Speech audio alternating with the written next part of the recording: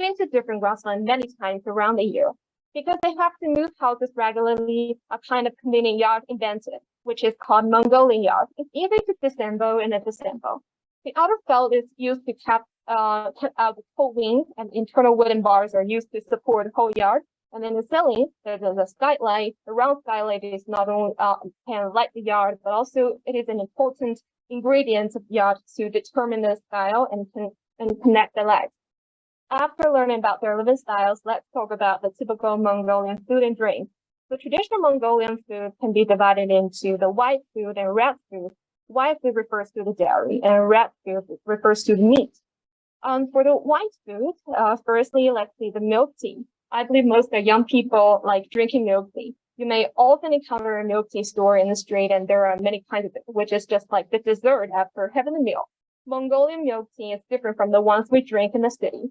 For Mongolian milk tea, it can be the main food for breakfast or dinner. It smells good, and there are many other foodstuffs added, such as the fried rice, fried meat, cheese, and fried grits. Both tea fragrance and the rice fragrance make the milk tea more delicious. I think this added food can also be eaten separately. Okay, let's look at some other milk stuff. The worm, which is the skin at the surface of milk. For Mongolian, the skin becomes bodasin wuzmut, that is the cooked milk in English. Worm tastes soft and sweet, which is the best food in milk. It is not only nutritious, but also has some medical value. And that's the milk wine. This is called arti in Mongol language. It smells good and tastes pure and sweet. The wine is made of fresh milk of cattle, sheep, horse, camel as raw materials, especially the best milk wine is horse milk wine.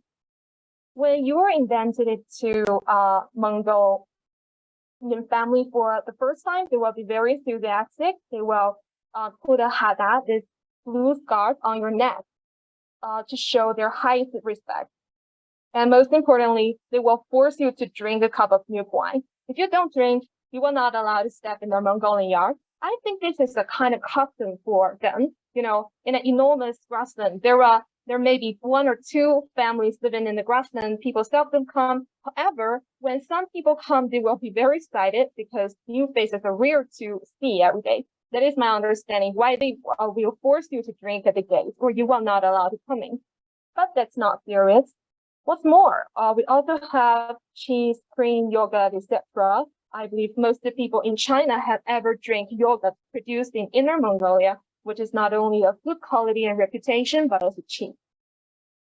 Next, let's talk about red food. As the name shows, it is definitely meat.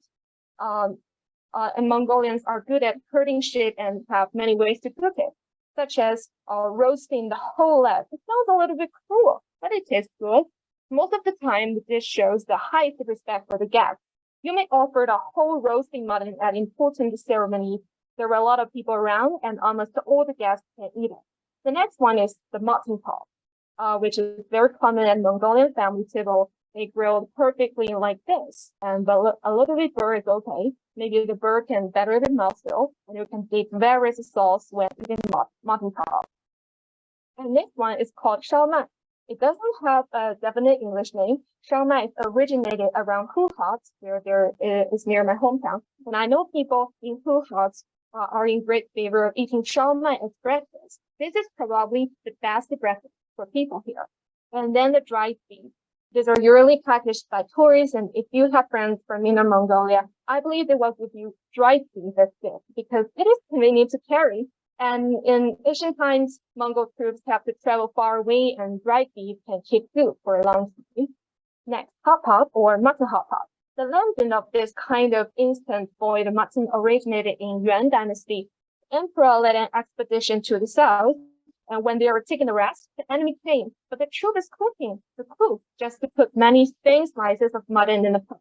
And it cooked very quickly and tastes good. So the mutton hot pot appeared, and later many people are in favor of it. The last one is barbecue on stone. That is, firstly burn the stones and then grill the mutton. But it seems that this dish is popular in the grassland. I never tasted it. This part is finished. Do you feel hungry? If you have chance to come to Inner Mongolia, I can show you to these places and taste this. Okay, next part, let's talk about the art. Firstly, look at this video.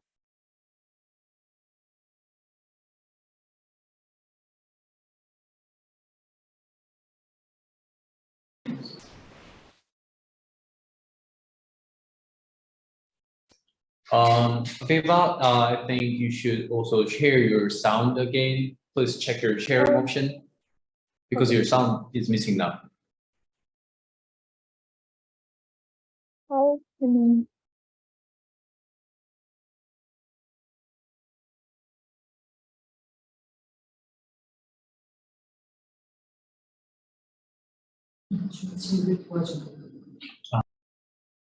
okay.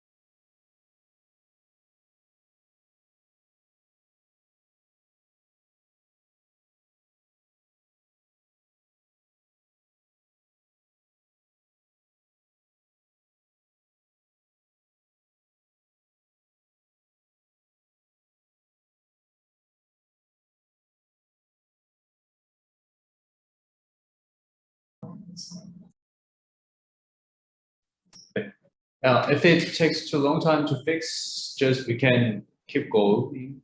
Okay, okay. It's M. And that guy come from Huha in Mongolia, and he's the only student in Minsu University of China who majored in Kumai. And Kumai in Chinese is Kumai. The sound heard just now, a very deep voice, and the tone is very low. He would make a sound that sounded close to terpene of cicada. And this is an intangible cultural heritage which integrates the wisdom of Mongolian ancestors. Meanwhile, the instrument you see in the video is called a modern flute or horse hat violin or horse hat fiddle. You see its hat is a wooden horse hat. When it comes to this instrument, it's necessary to talk about its origin or the myth. And this story is very decimal and moving. And once upon a time, there was a shepherd boy named Su He on the Mongolian area. And one day, he bought home a white pony who can't find his mother. Gradually, the little white horse grew into a beautiful steed with Su He's care for feeding.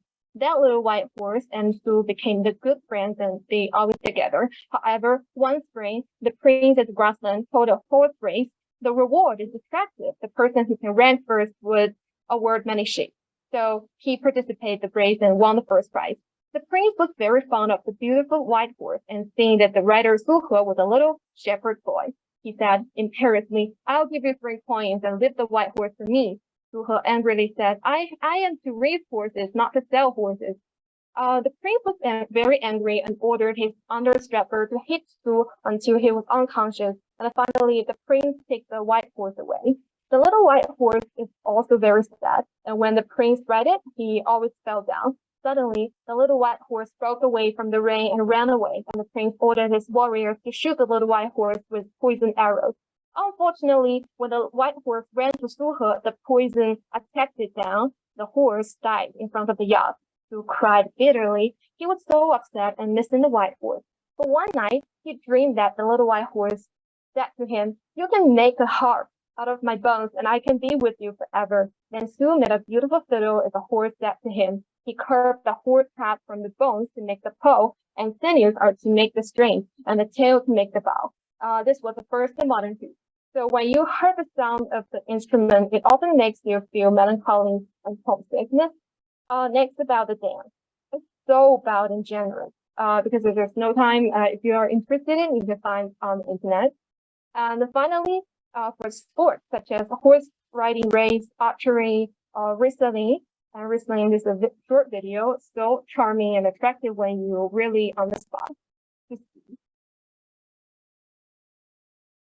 And after introducing so many Mongolian culture, I want to talk about my personal feelings about the grassland.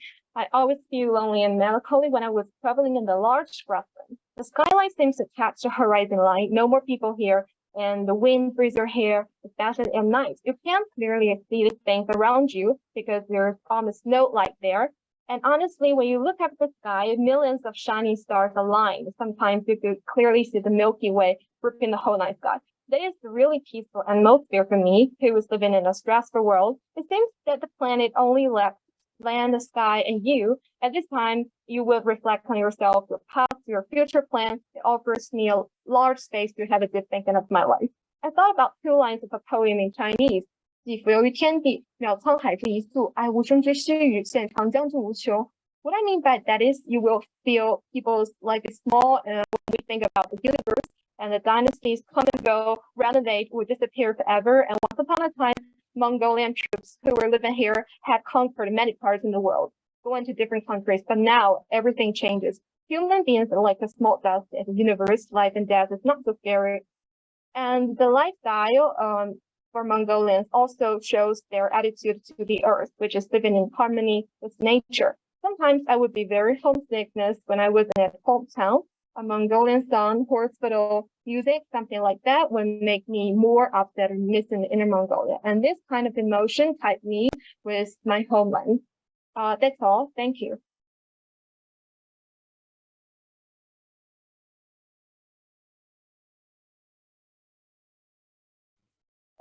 Thank you. And okay.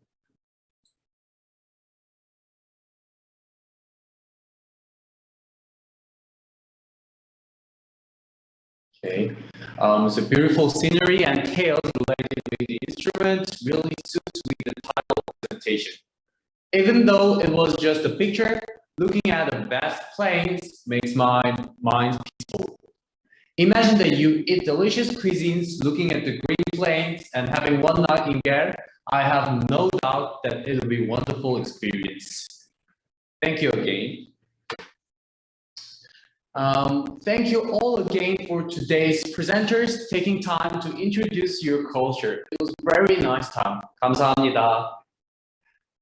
It was a great opportunity for me today. I could travel 3 countries worldwide sitting in this room. Did you also enjoy today's session? Which country do you want to visit most among those 3 countries?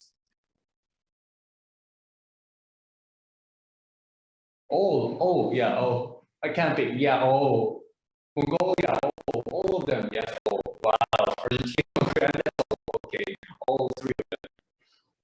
I hope you enjoyed this time and, okay, Indonesia, Mongolia. Okay, now let me wrap up today's session.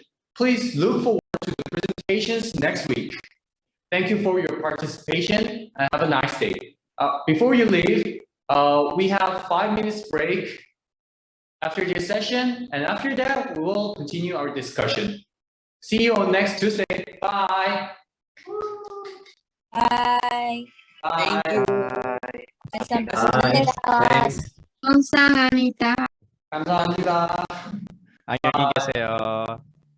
The break time is 5 minutes.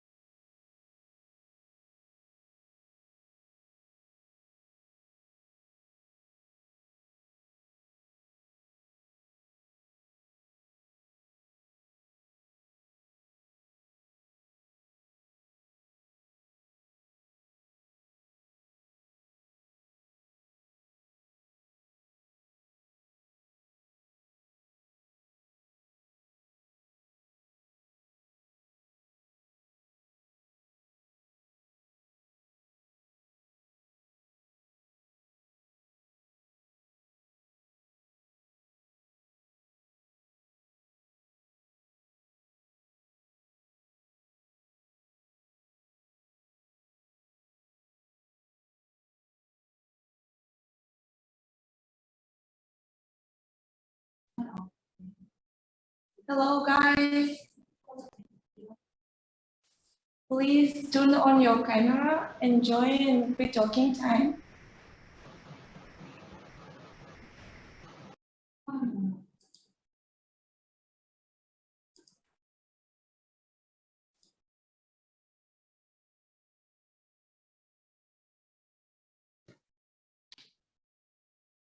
Hello, I'm happy to see you all today. Thank you for joining free talking time. And today our topic is called travel.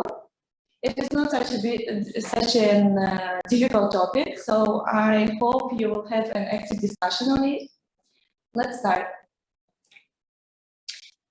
Today, I would like to focus not just on introducing some beautiful or hot places in Korea, but I would like to discuss with you some important aspects of traveling and share with you my experiences, some good and bad experiences of me traveling in Korea.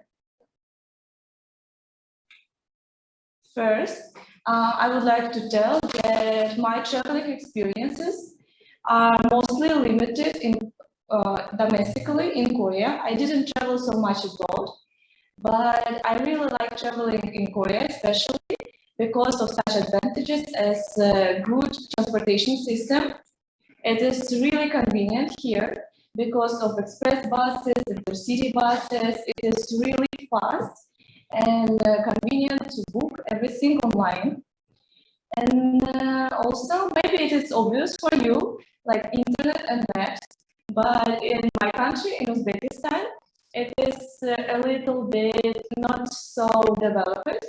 But in Korea, you can find everything online, which I really like here. And also various kinds of attractions. It is really good that in Korea you can find everything you like. If you like to go to the mountains or to the beach, you can find it here. Or if you like some kind of big city lifestyle, you can also find it in Seoul. Or if you would like to visit some historical places or quiet romantic places, you can find everything here in Korea. These are the advantages. This is my travel history in Korea. I have some places here which I already visited. It is not so much, but I hope that in the future I will visit more. You can find Chuncheon. It is the city which our university is located in. Yeah. These are important aspects of traveling. What is obvious, of course, is this weather, company, what to visit, what to eat, where to stay, and itinerary. But what is the most important thing to me personally? It is traveler's types. I mean that I really need to match with my friends on some travel preferences because, as you know, all the people are different. You have your own likes and dislikes, and I realized that it's very important to me that me and my friends have the same thoughts on how our travel should look like. Yeah, maybe you have your own important aspect. We can talk about it later in your discussion time. These are usually the list of questions which I ask my friends. Like, what do you like more when you are traveling? Do you like nature or do you like going to the big city? Or what do you prefer, mountains or beach? Also, large group of friends or just traveling with your close friend only? Yeah, these are some of the questions which you can ask each other also. It is important. It is interesting to discuss.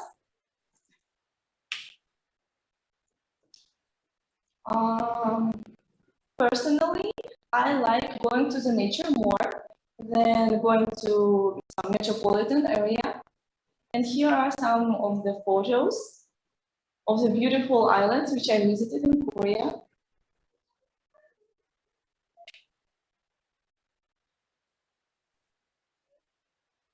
When I'm going on to the nature to look at the beautiful nature, I feel myself more relaxed, and it is really a healing time for me. So that's why I like nature more. Mountains or beaches, such kind of places.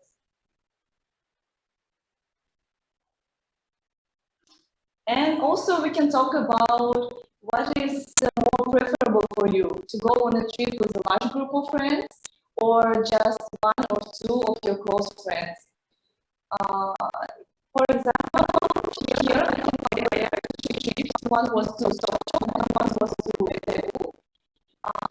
When I had a trip with a large group of friends, these are some things which first, of course, it is a burst of energy. It is so fun. We are always playing games and constantly talking and joking. But some disadvantages of a large group of friends, it is that it is really difficult to plan anything because everyone has their opinions where we should go or what should we eat. So it is a little bit difficult in this case. But when you go travel with one your best friend, you can really do what you both like. For example, on this photo, me and my friend went to some class on making perfume, and it was a really enjoyed time which we both enjoyed.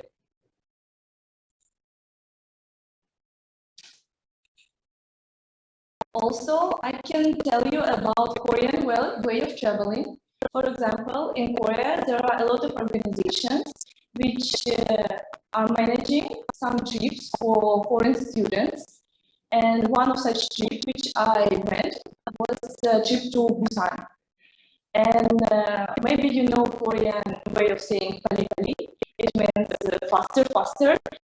That means that one day you should visit, they have a really busy schedule. You're visiting 3 or 4 places in one day. You are traveling by special bus, and they are saying to you, you have 1 hour to this place, and then you go to another place, 1 hour in this place to take photos, and then go again to the bus and go to another place. So it's like really very busy schedule. I remember that traveling to Busan was a little bit difficult for me because of that. But after this busy schedule, me and my friends remained in the city, Busan, and just enjoyed our time ourselves. There were some beautiful night view and fireworks festival. So for me, it is more comfortable to have just my friends planning the day to compare it to some organization planning. Now I would like to share with you my worst and best travel experiences, and beginning from the worst. It is my travel to Jeju-do. Maybe you heard about it. It is a place when you visit Korea, you really must go to Jeju. It is so popular here. But on this trip, me and my friends, we realized how different we are because some of them can take photos for 2 hours, but some of them like to go on different places. One girl from here, she wanted to visit art galleries and museums, but all of us didn't want it. Another girl, she said that she wants just to stay on the beach and doesn't do anything. So we had really different opinions on our trip. That's why it was difficult. And if you think about Jeju Island, there are some typical things.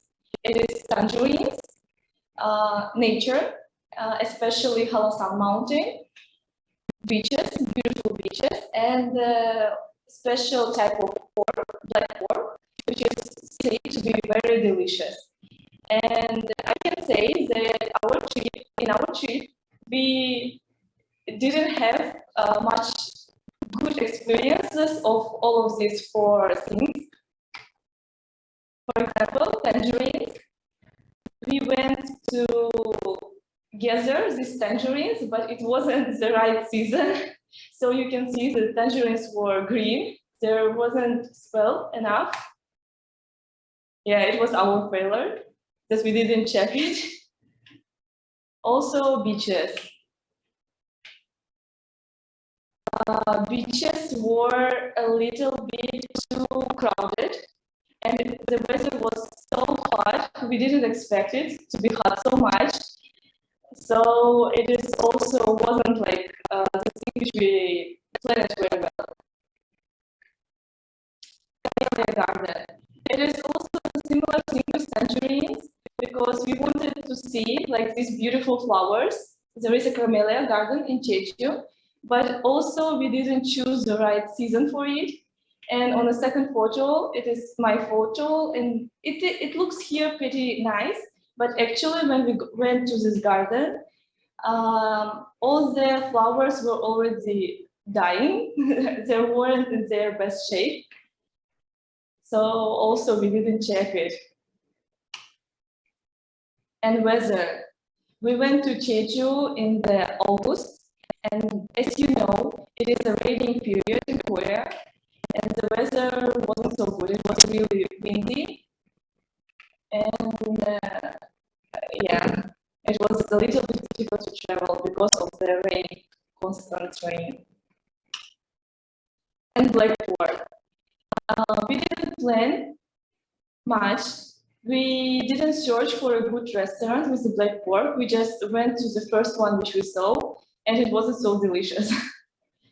So these are our failures, but now we are planning another trip together with the same plans, and we hope that we will learn from our mistakes and plan and organize everything well this time.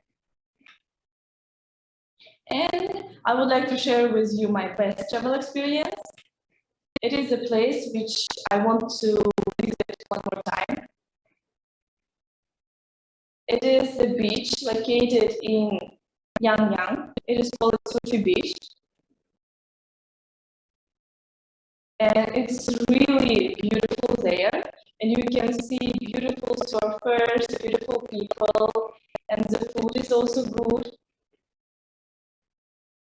Sunrise and sunset, it was a really amazing time for us. So this is my recommendation. When you visit Korea, you should definitely go to this beach. Because when you go there, it's like not Korea, you get like California or Miami Beach vibe, such thing. Yeah. So now let's have a talk, let's have a discussion with your group about your travel experiences, and here are some of the topics which you can discuss.